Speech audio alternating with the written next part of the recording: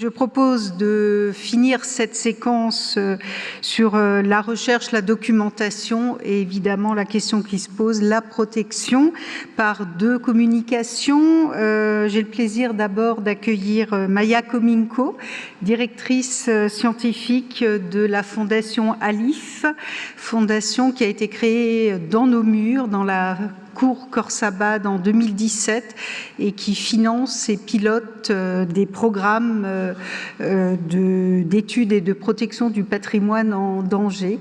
Donc Maya, merci de venir nous présenter les travaux de la Fondation en Afghanistan. Merci d'avoir invité Alif à participer à ce journée remarquable. Alors, Alif, fondé en mars 2017 à l'initiative de France et d'Émirats arabes unis, apporte son soutien à la protection et à la réhabilitation du patrimoine matériel ou immatériel dans les zones de conflit ou post-conflit.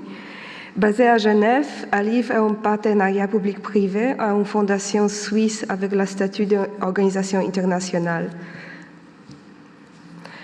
Jusqu'à présent, Alif a financé plus de 150 projets dans 31 pays. En outre, depuis le début de l'agression russe en Ukraine, Alif a soutenu plus de 110 musées, bibliothèques, archives et conservateurs dans ce pays et a organisé des transports de matériaux d'emballage et conservation depuis la France, Suisse, Autriche, l'Italie et le Royaume-Uni.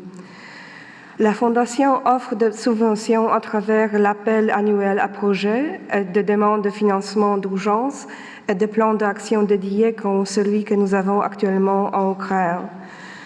En termes de montant de fonds engagés dans le projet, l'Afghanistan est l'un des pays les plus importants pour Alif, juste derrière l'Irak. Dans toutes les régions où Alif soutient des projets, nous contribuons à la préservation du patrimoine culturel dans toute sa diversité culturelle et religieuse. Nous nous assurons également que tous les projets financés par Alif ont un impact socio-économique important, qui commence par la création de l'emploi et d'opportunités de formation pour la population locale, mais qui va au-delà pour créer une plus grande cohésion sociale autour de la cause commune de la préservation du patrimoine.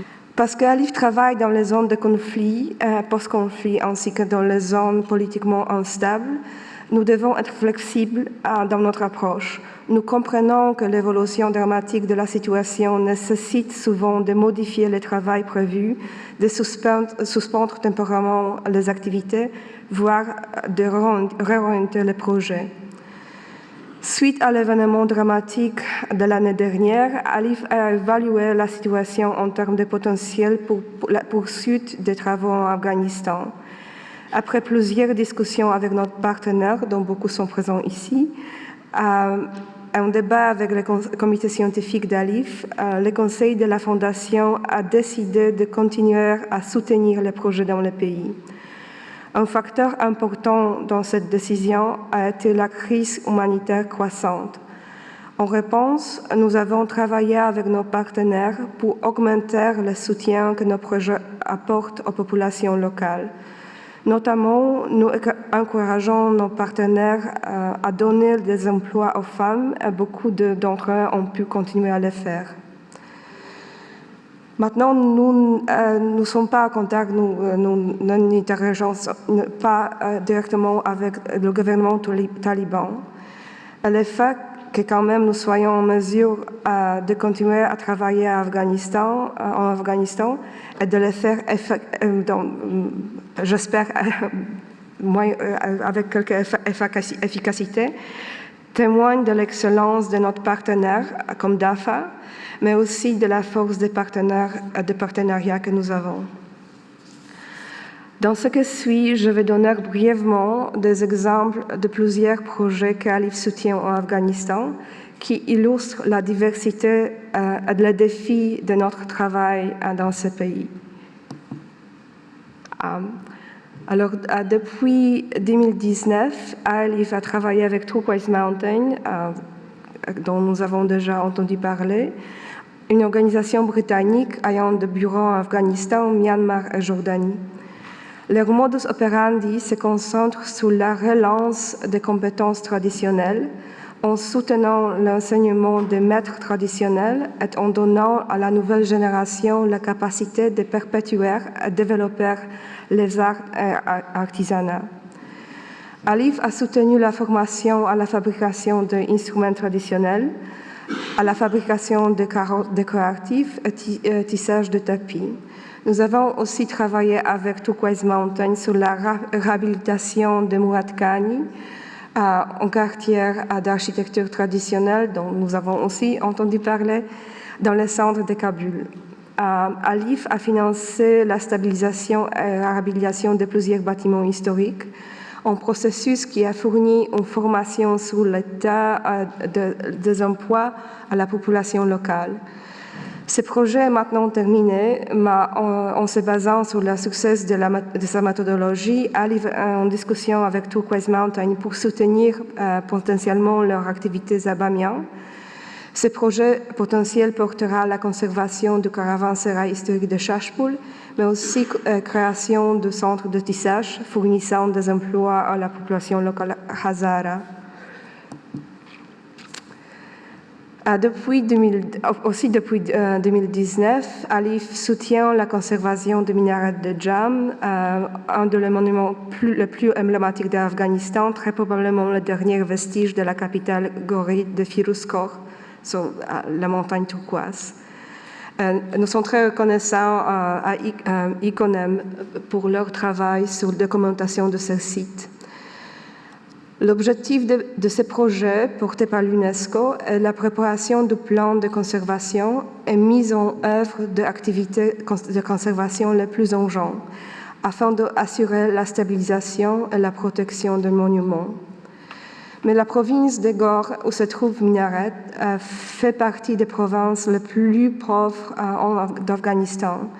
Le manque d'infrastructures de base et d'opportunités d'emploi affecte gravement les communautés locales. La région de Minaret de Jam, la zone à côté, c'est vraiment une zone de pauvreté extrême. Le village le plus proche, situé à environ 4 km de Minaret, abrite environ 500 familles. L'accès au village depuis nord se fait par un pont sur l'Ari-route qui est souvent emporté par l'inondation saisonnière. L'eau potable provient d'une source située près de la rivière Jam, a tendance d'être contaminée pendant les inondations. L'eau à usage domestique est recueillie dans la rivière par les femmes et les filles qui portent des récipients en plastique. On les transporte à dos d'âne sur une longue distance. Les possibilités d'emploi sont extrêmement limitées. L'inondation saisonnière sont un des facteurs de risque pour la préservation du minaret situé au confluent de Jam-Route et Hari-Route. L'une des mesures correctives consiste à débarrasser le lit de la rivière de gros rochers déplacés par l'eau de crue. Cette action, entreprise cette année par l'UNESCO avec soutien d'ALIF, a permis d'employer 50 ouvrières pendant près d'un mois. Elle a contribué à atténuer les facteurs de risque, mais en même temps, elle a apporté des avantages très concrets à la population locale.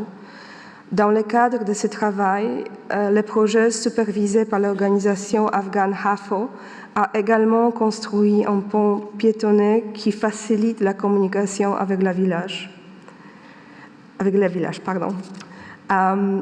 UNESCO et ALIF sont en train d'étudier la possibilité de creuser un puits dans le village afin d'obtenir l'eau potable. Nous sommes également en discussion sur la manière d'intégrer plus d'emplois pour la population locale, mais c'est un acte d'équilibre prudent dans un projet hautement technique et difficile. Et en même temps, c'est une nécessité non seulement éthique, mais aussi pratique. La seule façon de préserver les minarets est avec la population locale. Sans eux, la préservation à long terme de ces monuments a peu de chances de réussir. Le plus grand projet soutenu par ALIF en Afghanistan est la conservation de la citadelle de Bala Hissar, à Kaboul par le service culturel de l'Aga Khan. Le projet porte sur les fouilles archéologiques guidées et supervisées par la DAFA, la conservation d'artefacts et la restauration des bâtiments historiques. Le site, comme vous savez bien, a livré des pièces achéménites, des pièces indo-grecques ainsi que l'important vestige couchant. Un important centre de pouvoir sur les Mongols, la citadelle a été menacée et endommagée au XIXe siècle lors de la Première et Deuxième Guerre anglo-afghane. Après, dans les années 1990, par le combat, et finalement par l'installation militaire sur le site. Au départ, l'objectif principal de ce projet était de préserver la citadelle, ainsi que changer symboliquement le lieu de guerre qui dominait cette partie de la ville, un lieu où les habitants peuvent explorer et découvrir l'histoire de leur pays. Si la conservation toujours reste l'objectif de ce projet, l'aspect humanitaire de donner un poids et d'autres soutiens est devenu encore plus important. Actuellement, le projet emploie plus de 1000 personnes, dont beaucoup sont les seuls soutiens des familles. Il travaille sous la supervision étroite d'une équipe d'experts, ce qui garantit la qualité de travail, qui utilise des techniques de maçonnerie traditionnelles. Les compétences développées au cours de ces projets sont transférables et nous espérons qu'elles continuent à fournir des moyens d'emploi au-delà de la durée de ces projets. Pour la partie d'archéologie, après l'année dernière, le travail s'est ralenti, mais ce n'était pas arrêté. Il est important de noter que les projets continuent à former une nouvelle génération d'archéologues afghans. Et je suis ravie de vous faire voir un site bouddhiste qui n'était pas encore mentionné. Alif soutient plusieurs projets de protection et de conservation des patrimoines bouddhistes d'Afghanistan. Le plus grand d'entre eux, c'est la conservation de Shawaki Stupa dans la province de Kaboul, environ 11 km de la ville. La conservation et l'excavation de plateformes de stupa réalisées par l'organisation afghane ACHCO, en coopération avec des archéologues afghans, ont impliqué dès le départ les habitants de villages voisins qui sont presque tous réfugiés afghans revenus du Pakistan.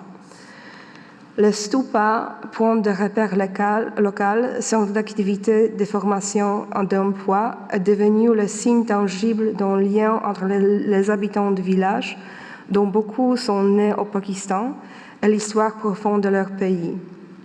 La participation de la population et le soutien que l'équipe de projet a apporté au village, par exemple en soutenant le creusement du puits d'eau, ont contribué à générer une plus grande cohésion entre les habitants du village. C'est cette cohésion et le soutien local qui ont permis au projet de résister aux bouleversements consécutifs au changement de l'année dernière. Pardon, c'est les photos récentes et vous pouvez voir le progrès de travaux. Un point important à souligner est que malgré le narratif promu par une partie des médias, nous ne voyons pas de défis posés par le régime taliban au passé bouddhiste du pays. Après avoir longuement réfléchi l'année dernière, hésitant à attirer l'attention sur le site bouddhiste de Kaboul, Alif a décidé de soutenir une initiative d'urgence pour protéger deux sites bouddhistes de Penarange et Kultut. Le projet vise à prévenir le glissement de terrain, à protéger les structures les structures des monastères et reste des sculptures des intempéries. Toutes les actions sont entièrement réversibles et sont menées par les experts afghans avec le soutien et conseil des experts internationaux, parmi eux, obviamente, DAFA. Au début de cette année, il y avait un moment de tension lors de la visite de délégations de talibans sur site. Mais ils semblaient satisfaits du travail et même intrigués par l'histoire du site. Ironiquement, le plus grand problème posé au projet jusqu'à présent, c'est la guerre en Ukraine. Les nombreuses banques afghanes utilisent des banques russes comme intermédiaires, ce qui signifie qu'ils ont été touchés par les sanctions internationales, qui bien sûr posent d'importants problèmes de transfert de fonds. Enfin, pour la plupart de nos projets en Afghanistan, la protection du patrimoine culturel est alignée sur le développement socio-économique. Il y a des sites quand même où cette relation est beaucoup plus complexe. L'avenir de Mezaynak, comme nous avons déjà entendu, l'une des villes de l'Antiquité tardive les plus intrigantes, les plus spectaculaires, avec de nombreux vestiges bouddhistes, et pas seulement bouddhistes, reste incertain. L'accord signé par le gouvernement afghan avec le consortium chinois pour l'exploitation du gisement de cuivre situé sous le site peut avancer à tout moment. Les efforts visant à protéger Mezaynak, ou du moins une partie du site, seront difficiles, exigeront expertise, des partenariats locaux et internationaux solides, ainsi que la confiance de la population locale. C'est pourquoi Alif a déjà accepté en principe de soutenir DAFA sur ce projet difficile et complexe. Leur expertise, leur capacité à réunir des partenariats, leur connaissance du patrimoine, mais aussi leur empathie envers les populations locales seront cruciales pour trouver le compromis nécessaire. Mezaynak est un des 3 sites en Afghanistan où la DAFA dirige des projets financés par Alif. Bien que le travail soit actuellement partiellement suspendu, nous continuons à collaborer par d'autres moyens aussi. Et nous sommes immensément reconnaissants à Philippe Maki pour ses conseils et son soutien continu sur presque tous les projets financés par Alif en Afghanistan. Nous reconnaissons également une contribution importante de DAFA à la formation de la nouvelle génération d'archéologues en Afghanistan et la création d'un environnement collégial, collaboratif des professionnels du patrimoine afghan. DAFA a eu et continue d'avoir un impact fondamental sur la préservation du patrimoine culturel en Afghanistan et nous sommes honorés de pouvoir soutenir leur travail. Merci.